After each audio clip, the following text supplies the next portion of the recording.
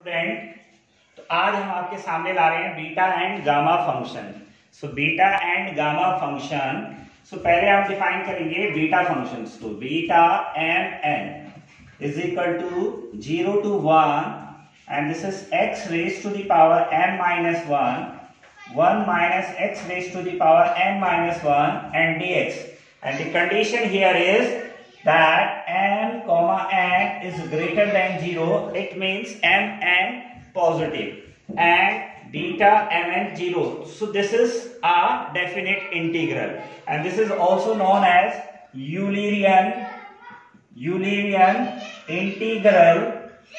integral of first kind. This is also called Eulerian integral of first kind. Now the gamma, so gamma n is equal to 0 to infinity e raised to the power minus x raised to the power n minus 1, and this is dx. Again here the condition we have n is greater than 0, and this is the function of n, and this is the function of m and n.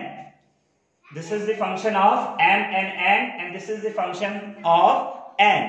तो ये क्या हो गया कि ये जो हमारा beta function है, तो बीटा फंक्शन को हम ऐसे डिफाइन कर सकते हैं, ये एक डेफिनेट इंटीग्रल है। डेफिनेट मतलब आपको पता है जिस इंटीग्रल की वैल्यू निकल सकती है, तो डेफिनेट है क्योंकि 0 to 1 इसमें लिमिट लगी हुई है, तो इसलिए ये हो जाएगा x की power m minus 1 minus x की power n minus 1 and dx। तो आपको ये ध्यान रखना है, वैसे जो बीटा फंक्शन होता है ये सिमेट्रिक होता है, तो लेकिन ये क्या है, जो पहले नंबर पे m है तो ये m हमारा यहाँ पर आ गया, और n ये है तो n यहाँ। अभी इसको मैं प्रूफ करूंगा, ये सिमेट्रिक भी होता है, and this is gamma n। तो गामा n हो जाएगा 0 to infinity e raised to the power minus x to the power minus n minus 1 and dx, and the condition in the both the cases we have कि n जो है वो positive होना चाहिए, n जो है वो पॉजिटिव होना चाहिए। तो ये हो गया हमारा गामा, और इसको बोलते हैं हम यूलेरियन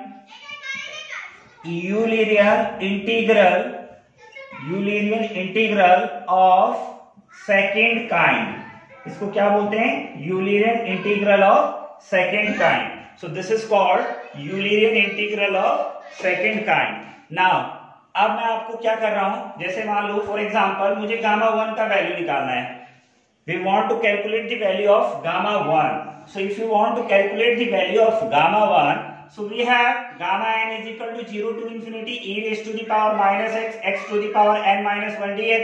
तो मुझे कुछ नहीं करना, गामा इसका मतलब क्या हुआ, n की जगह मुझे कितना रखना है, 1 रखना है, तो ये कितना हो जाएगा 0 to infinity e की पावर माइनस x की पावर n की जगह कितना हो गया आपके पास, this is 1 minus 1 and this is dx you have।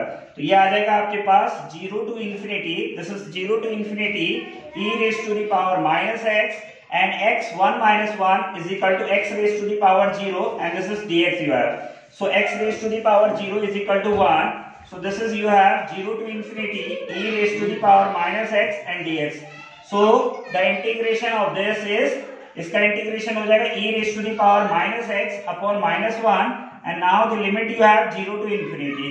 so अगर आप इस पे लिमिट लगाएंगे तो ये हो जाएगा e raised to the power minus infinity, so ये हो जाएगा e raised to the power minus x dx का इंटीग्रेशन करेंगे e की पावर माइनस x और upon minus 1, limit you have 0 to infinity।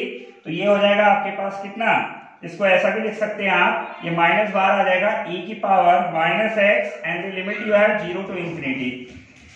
So therefore ये इसको लगाएंगे लिमिट, तो ये हो जाएगा, इसको आप ऐसा भी लिख सकते हैं 1 upon e raised to the power x and this is 0 to infinity। तो ये हो जाएगा 1 upon e raised to the power infinity 1 upon e raised to the power 0। so ये हो जाएगा 1 upon e raised to the power infinity 1 upon infinity, and this is 1 we have, and 1 upon infinity we know that 1 upon infinity is equal to 0, and this is minus 1, so minus 1 that is plus 1।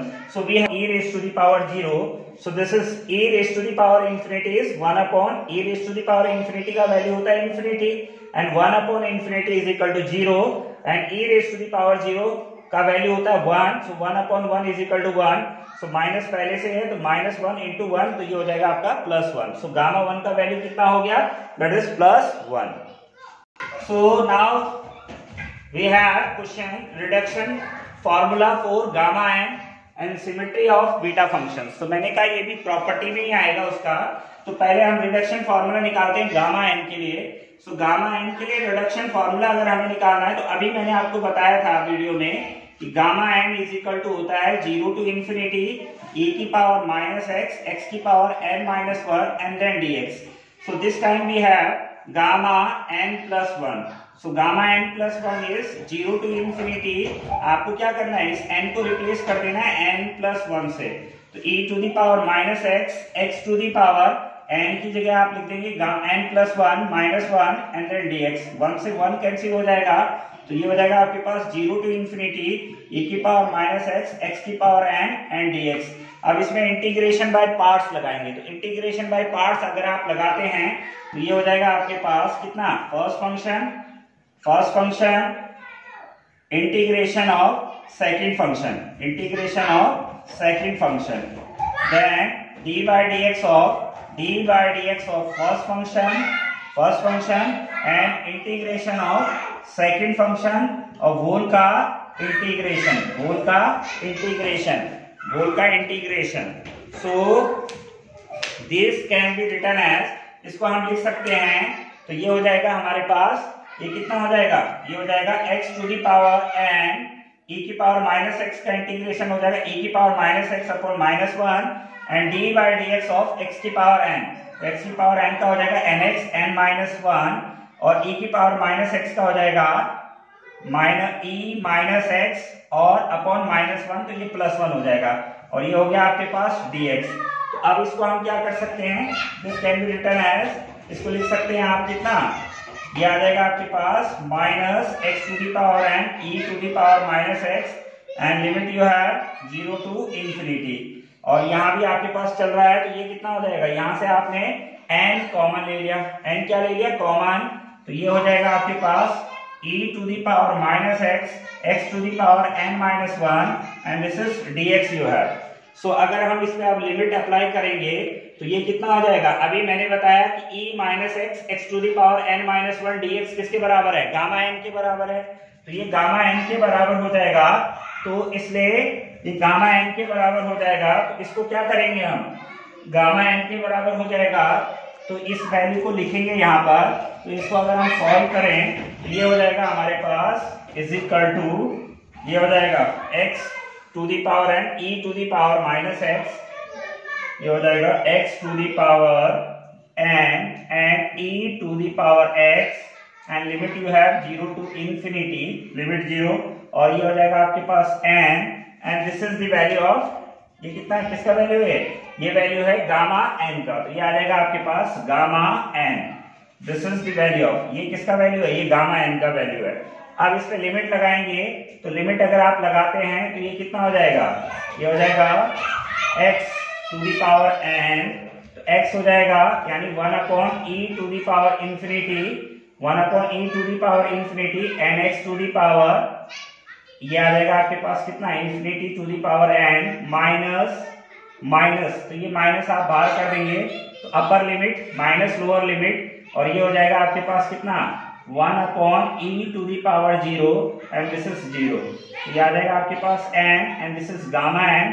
तो ये आएगा 1 upon infinity कितना होता है, अभी बताया था मैंने 0 मल्टीप्लाइड बाय दिस, तो ये कितना हो जाएगा 1 अपॉन इंफिनिटी, ये जो हो जाएगा 1 अपॉन इंफिनिटी 0, ये मल्टीप्लाई होके कितना हो जाएगा, that is 0 and this is 1 upon e raise to the power कितना हो जाएगा 0 1, और ये 0 ऑलरेडी है आपके पास, तो ये कितना हो जाएगा, दैट इज 0 ही हो जाएगा।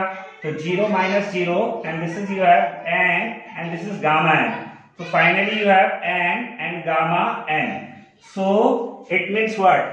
So gamma n plus 1 can be written as n and gamma n.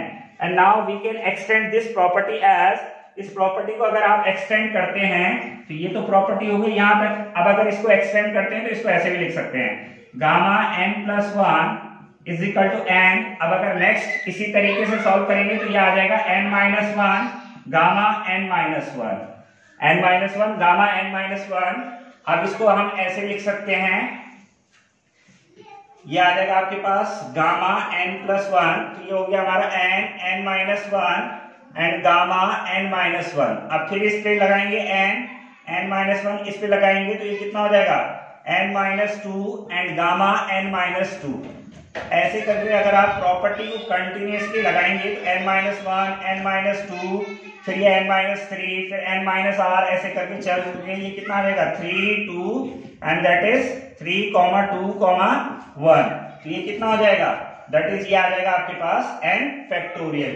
So therefore gamma n plus 1 is equal to n gamma n and this also can be written as gamma n plus 1 can be written as n factorial. ये भी इसका एक extended version है या इस property का एक extended रूप है। तो थैंक यू बच्चों। अब वो जो बीटा सिमेट्री वाला है वो नेक्स्ट वीडियो में हम उसको कवर करेंगे।